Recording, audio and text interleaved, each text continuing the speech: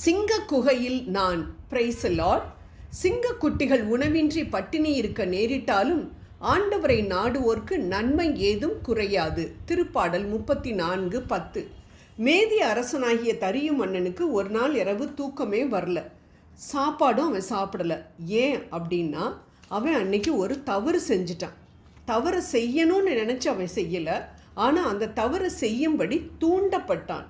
அவனுடைய சொந்த அதிகாரிகளே அவனுக்கு தெரியாமலேயே ஒரு சூழ்ச்சி செய்து அவனது அரசாங்கத்தில் உயர் பதவியில் இருந்த அவனுக்கு பிடித்தமான, அதாவது ராஜாவுக்கு பிடித்தமான உயர் அதிகாரி தானியேலை சிங்க குகையில் போட வைத்து விட்டார்கள் என தானியேலின் புத்தகம் 6ஆம் அதிகாரத்தில் நாம் பார்க்கின்றோம்.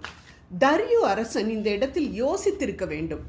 மக்களுக்கு உதவி செய்யத்தானே அதிகாரிகள் பொதுவாக என்கிட்ட கேட்பாங்க.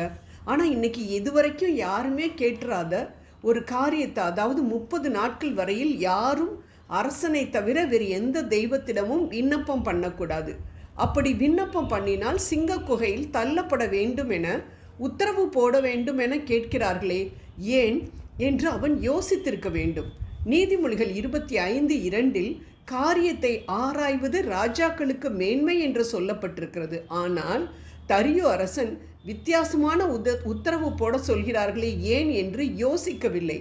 ஏனென்றால் நாம் நன்றாக இந்த 6ஆம் அதிகாரத்தை வாசித்து பார்த்தோம் என்றால் நமக்கு ஒரு காரியம் புலப்படுகின்றது. ஆம், தானியேல் 6:6 வசனத்தில் தரியு அரசரே நீர் நீடூழி வாழ்க என்று அவரை புகழ்ந்து அரசனைத்தான் எல்லோரும் வணங்க வேண்டும் என சொன்னவுடன் இவனுக்கு தலைகால் புரியவில்லை. இந்த சூழ்ச்சிக்காரரின் வஞ்சனையான புகழ்ச்சிக்கு இவன் மயங்கி விட்டான். அதே போல எல்லோரும் தன்னை மட்டும்தான் வணங்க வேண்டும் என சொன்னவுடன் இவன் அப்படியே புகழ்ச்சியில் விழுந்து விட்டான். அந்த புகழ்ச்சி அவனது கண்ணை மறைத்து விட்டது. புத்தியை ஏன் எதற்கு என்று ஆராயாதபடி மழுங்கடித்து விட்டது. ஆம் அன்பானவர்களே, நாமும் நம்மை யாராவது அதிகமாக புகழ்றாங்கன்னா நம்ம உடனே ஜாக்கிரதையாக இருக்கணும்.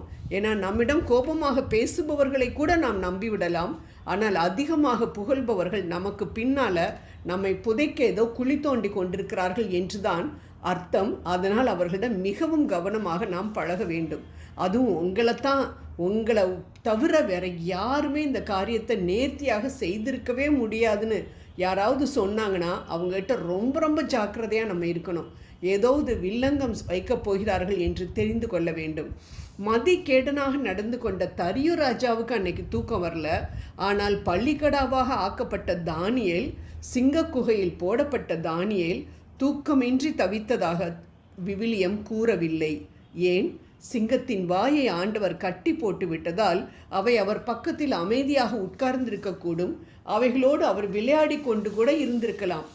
அடுத்த நாள் காலையில் வேகமாக குகைக்கு சென்ற ராஜாவிடம் தானியேல் ஏன் போட்டீங்க, கொஞ்சம் கூட யோசிச்சிருக்க கூடாதான், நான் எவ்வளவு லாயலாக இருந்தேன் உங்களுக்கு என்றெல்லாம் கேட்கவில்லை. ஏனென்றால் தானியேலுக்கு தெரியும் எப்படிப்பட்ட பிரச்சனையாக இருந்தாலும் தன்னை தப்புவிக்க தேவன் வல்லவராய் இருக்கிறார் என்று. ஆம், தானியேலின் இடத்தில் நம்மை வைத்து பார்த்தோம் என்றால் என்ன நடந்திருக்கும்? நாமும் தவறு எதுவுமே செய்யலை. அதனால என்ன சொல்லியிருந்திருப்போம்?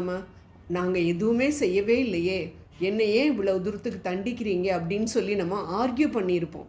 ஆனால் கேட்க வேண்டியவங்க அதை கேட்கல அப்படின்னு சொன்னால் அழுது கூப்பாடு போட்டிருப்போம். குகைக்குள்ளே கூட்டி கொண்டு போன அதிகாரிகளை வசைப்பாடி இருப்போம்.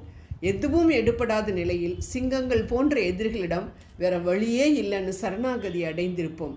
முடிவில் சிங்கங்களினால் பீருண்டு போயிருப்போம். அதாவது பிரச்சனைகளிலிருந்து விடுபடாமல் கலங்கி போயிருப்போம். ஆம் அன்பானவர்களே, நாம் மற்றவர்களின் சூழ்ச்சிக்கு ஆளாகி பயங்கரமான பிரச்சனைகளில் மாட்டிக்கொண்டு வழி தெரியாமல் சிக்கிக் கொண்டிருந்தோம் என்றால் நாம் தானியேலை போல நீதி கேடில்லாத மனிதனாக, அதாவது குற்றமற்றவர்களாக நாம் இருந்தோம் என்றால் ஏசாயா 48:20 படி நம் தேவன் எல்லாவற்றையும் மாற்ற வல்லவராய் இருக்கின்றார்.